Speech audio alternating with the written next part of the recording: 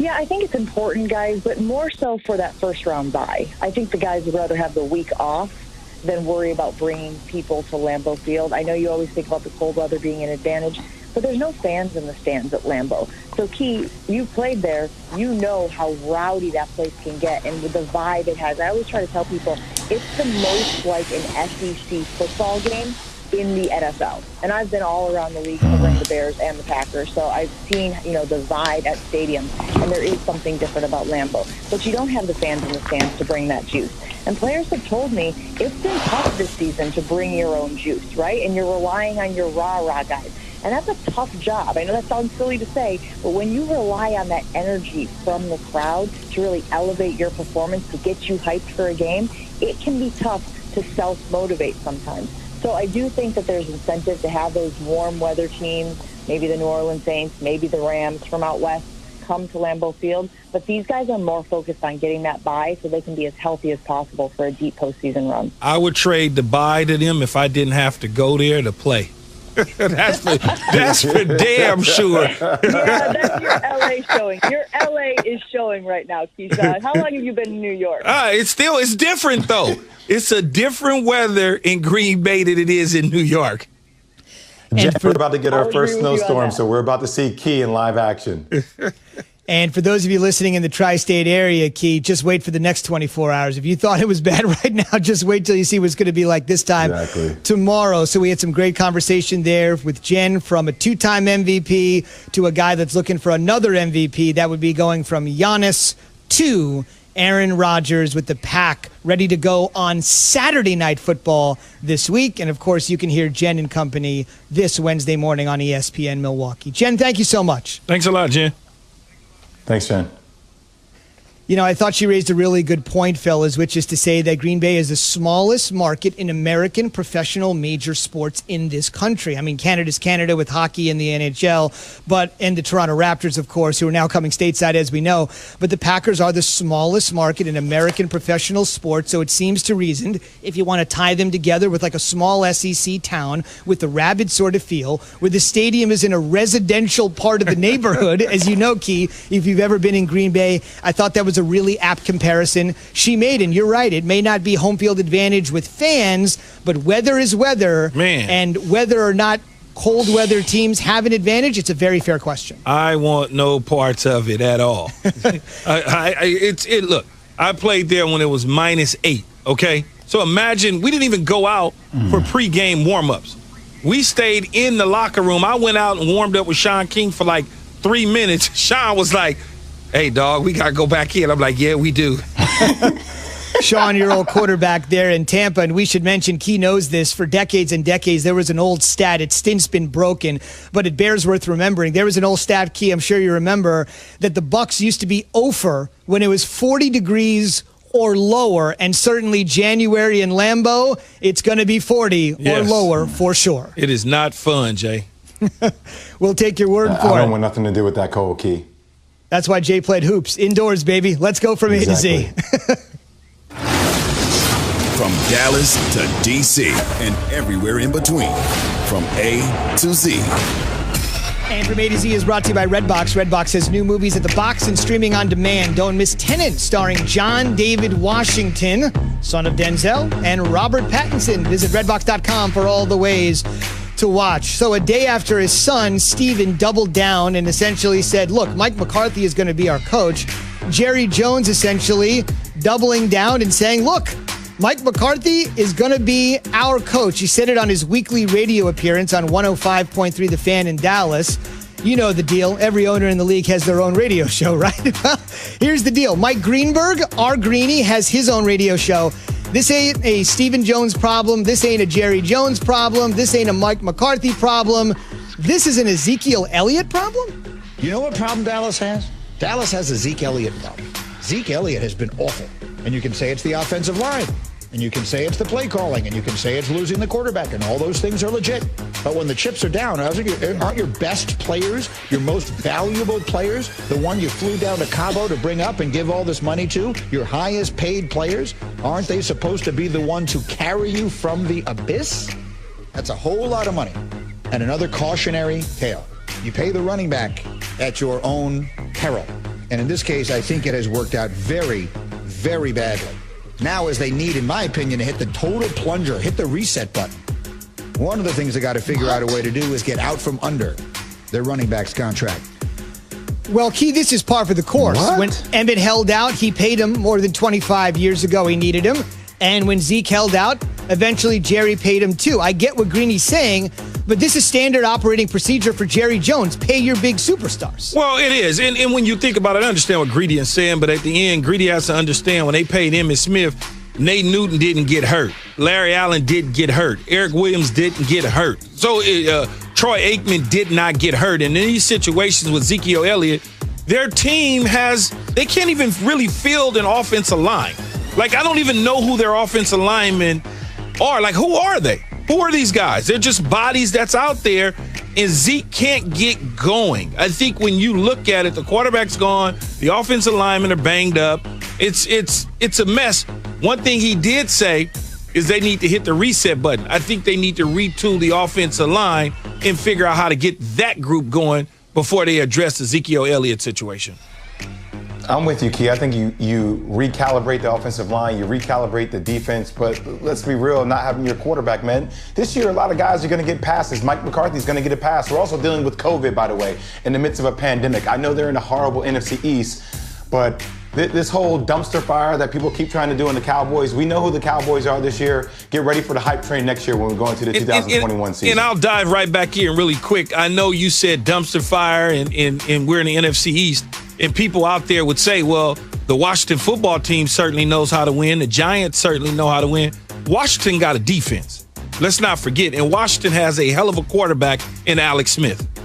And Key, just to double down on what you said, and Greeny certainly has the right to his opinion, and that's the beauty of Sports Talk Radio. We always want to hear from you on the phone lines, on our Twitter feed. I would say if you would list the Cowboys' problems in order, 1 would be Dak, 2 would be the lack of a defense, as Jay mentioned, and 3, way down from those 2, in my opinion, would be Ezekiel Elliott. When you don't have a quarterback and a historically bad defense, I mean, who really cares about Ezekiel Elliott? They got much bigger problems than that. The College Football Playoff Committee for Joe Judge and company. That's what we're on. It's NFL conversation. It's underway. It's Keyshawn, Jay, Will, and Zubin. We're presented by Progressive Insurance. Our NFL insider, Dan Graziano, will be here in just under an hour with all of the juicy tidbits you need to know. Again, NFL back tomorrow on a Thursday. 2 games on Saturday, full slate Sunday. And then, of course, we'll roll on with Monday Night Football as well. And, Key, let me just state the deal here for Joe Judge. They're coming off that loss to the Arizona Cardinals. And in that game, Daniel Jones played with a right hamstring injury. He was sacked 6 times, in fact. They didn't have one designed run for him. And as you guys know, Jones is a guy that's mobile, can get out of the pockets. And when you don't have a designed run for him, you can obviously tell what the coaching staff was thinking about the severity of that right hamstring injury. Last week, it's notable, he was a limited participant in practice 1 week ago. So on a Wednesday, prepping for the game, he was limited on Thursday, fully practiced Friday. Fast forward to today, they got the Browns on Sunday Night Football. Joe Judge non-committal, not even sure if Jones is going to be out there on the practice field today. They said they had the utmost confidence in Colt McCoy. Even if Jones can play, a small package of plays would be in there for McCoy. Does it concern you that they went full blast last week? He didn't regret the decision, and now it's this Wednesday, and he's not sure what's going on. No, here's what happens in those situations, fellas, is when you're a coach and you going and preparing for the week like they did a week ago,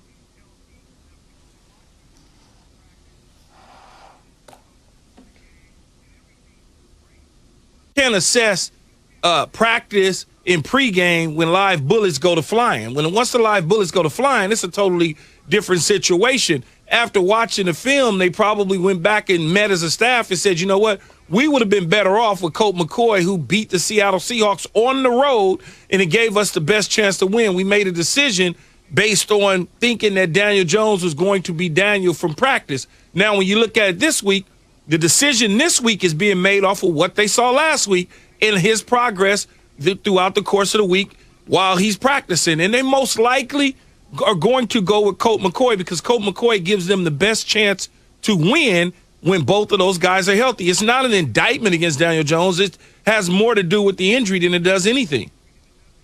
No, Key, I'm with you. To start Colt McCoy. Like, as a Giants fan, I want Colt McCoy to start until Daniel Jones is fully healthy.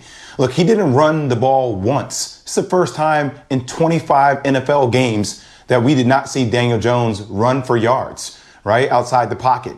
And he was sacked 6 times. It's the second highest total of his career, Key. The first total is 8, and that's against Arizona Cardinals as well, right? So my thing is, I watched a human pinata. I watched a stationary target. I watched somebody that was a sitting duck, could not move out of the pocket. And it gets you a little bit concerned just because Joe Judge said before the game that, look, we want Daniel Jones, as long as he's able to protect himself, then we feel like we're not putting him in danger's way. Well, Daniel Jones wasn't able to protect himself. So if Colt McCoy gives you the best opportunity against this Browns team, which is going to be a battle, especially with guys like Myles Garrett coming at you, I'd rather have Colt McCoy in there, and let's see if we can win that game and protect Daniel Jones long-term from himself as well, so he doesn't worsen this injury and put the Giants in a worse position moving forward. It's time for Straight Talk, brought to you by Straight Talk Wireless. The Giants find themselves now in a very precarious situation. I know Key is probably going to be telling me about this until the end of time, because when I had the audacity to tell a guy that won a Super Bowl, the guy that sat there and watched Key play in the Super Bowl, I told Key that at 0-5 and 1-7, there's no way the Giants can make the playoffs. And I thought I was pretty reasonable in that assumption. And then the Giants sort of had the inside track here, but suddenly it's turned on its head with the Washington football team having now won 4 in a row. They have a better than average chance to win the NFC East. Do you feel, Key, that if they can't get this game against the Browns, which obviously is important for Cleveland too, sitting in the top wild card spot in the AFC, looking for that elusive 10th victory, first double-digit win season for them since 2007. If the Giants drop this one, how confident are you feeling about the playoffs? We know only the division winners getting in. Well, it's going to be Washington. And I hate to disappoint the Giant fans, and I gave them hope at 1-7. There's no question about it. But Washington is playing pretty good football. Alex Smith gave them new life. And then you asked about the opponent that they're going to be facing, the Giants and the Cleveland Browns. Cleveland's a better football team. Let's just be honest with ourselves. Whether it's Daniel Jones, Colt McCoy, or whoever, Cleveland's a better football team. Even though their defense is not as strong, they're a better football team. I mean, they got the better quarterback, they got the better receivers, the better running game. I mean, they're just a better football team. And when you look at the way that they played against the Baltimore Ravens, they showed me that they could come from double-digit deficit from behind and make it a football game. So, it was a nice run for the Giants. It was cute. It looked good. It gave some sort of enthusiasm. But I hate to be the guy that do this to you, but it's over with. You don't have to call it cute, Key. You don't have to call it the same thing you called the Arizona Cardinals. At least, look, the Giants' defense showed a lot of improvement. Gallman has played well. Daniel Jones has stepped up, has played well. They've done a really good job. But, I mean, look at Murderer's Row, Zubin. Look at the last 3 games. I mean, with the exception of the Cowboys. But the Browns and the Ravens, right? And they're one game behind the Washington football team, whereas the Washington football team plays Seattle. They play the Panthers. They play the Eagles. We'll see how Jalen Hurts handles that. But I agree with Key. Washington's winning the NFC East, and Chase Young has been an absolute beast. If you have not watched Chase Young play, you are doing yourself a disservice this year. Look, you look. Here's what I would say. Okay, when you start to break down both teams, the quarterback in Washington is better than the quarterback the Giants have. He's been to playoff games. He's been all of those sort of things. Ron Rivera's been a head coach in a Super Bowl. So it's it was good. There's no question about it, Zubin. It was good. It was great for them. It was great. We'll have Week 15 of the NFL starting tomorrow. Chargers, Raiders. Once again, 2 games on Saturday, one involving the Bills, one involving the Packers. So a couple Super Bowl contenders, a dozen games Sunday, Steelers and the Bengals Monday night on ESPN. Can't wait. Football, Saturday, Sunday, Monday in the NFL. Straight Talk Wireless, no contract, no compromise. On the way, Giannis appears to seal the deal and sign his signature on staying in Milwaukee for the next half-decade. But that's not exactly the case. We'll explain next when we head to Milwaukee after Key has this.